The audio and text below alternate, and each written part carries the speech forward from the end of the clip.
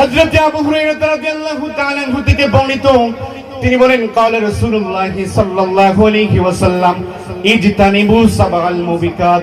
আল্লাহ রাসূল সাল্লাল্লাহু আলাইহি ওয়াসাল্লাম সাহাবায়ে কিরামদের ডাক দিয়ে বলেন, এরে আমার সাহাবায়ে কিরামগণ, তোমাদের মধ্য থেকে যদি কোনো সাহাবী যদি 60টি ইমান দংশনকারী বস্তুর মধ্য থেকে যদি কোনো একটি দংশনকারী বস্তুর সাথে যদি তোমরা জড়িত হয়ে যাও, তাহলে তোমাদের ইমান দংশন হয়ে যাবে।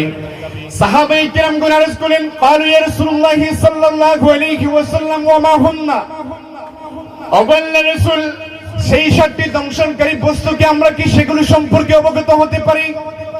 আল্লাহর রাসূল সাল্লাল্লাহু আলাইহি ওয়াসাল্লাম বলেন, ক্বালা আশ-শিরকু বিল্লাহ। সেই 60টি দংশনকারী বস্তুর মধ্যে 1 নাম্বার দংশনকারী বস্তু হলো আমি আল্লাহর সাথে কাউকে শরীক করা। 1 নাম্বার হলো আমি আল্লাহর সাথে কাউকে শরীক করা। আমার ভাইয়ের, আমার বন্ধুরা, আমার শরীক বলতে আমরা কি বুঝি? শরীক শব্দের অর্থ হচ্ছে অংশীদার স্থাপন করা। আল্লাহ সুবহানাহু ওয়া তাআলাকে এক এবং অদ্বিতীয় বলে বিশ্বাস স্থাপন করতে হবে। আমরা তো আল্লাহ পাক রব্বুল আলামিনকে কখনো দেখি নাই, কিন্তু আল্লাহ পাক রব্বুল আলামিনকে আমরা মন প্রাণ দিয়ে ভালোবাসি। কথা বলেন ঠিক কিনা? নাকি আমরা সবাই আল্লাহকে ভালোবাসি না? আমরা আল্লাহ পাক রব্বুল আলামিনকে কখনো দেখি নাই, কিন্তু আল্লাহকে আমরা ভালোবাসি।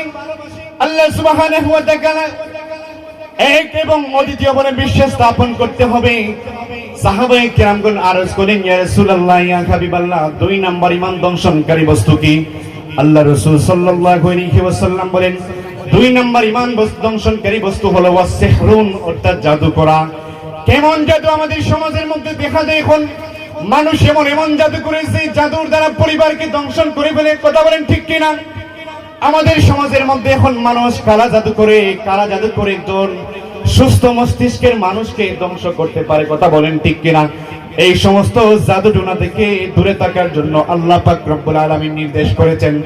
এই হলো 2 নাম্বার দংশনকারী বস্তু ওয়াসিহুন, অর্থাৎ জাদু করা। 3 নাম্বার দংশনকারী কি?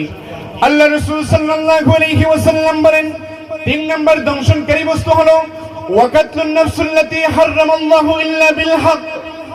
আল্লাহ পাক রব্বুল আলামিন বলেন, ন্যায় সঙ্গতভাবে কাউকে অন্যায়ভাবে হত্যা করা, এটা হলো ঈমান দংশনকারী বস্তুর মধ্যে অন্যতম একটা দংশনকারী বস্তু।